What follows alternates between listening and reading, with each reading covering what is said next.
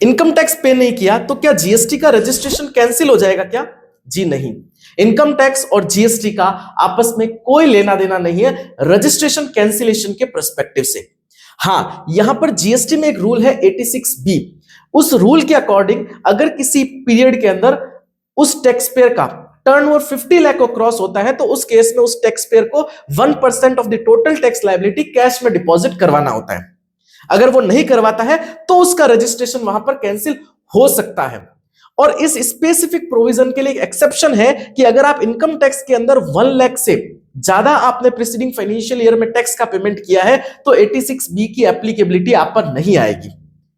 तो हमें प्रोविजन को इस तरह से समझना है कि जीएसटी रजिस्ट्रेशन आपके जीएसटी के प्रोविजन 86B को फॉलो नहीं करने की वजह से कैंसिल हो सकता है, न कि इनकम टैक्स के पेमेंट की वजह से।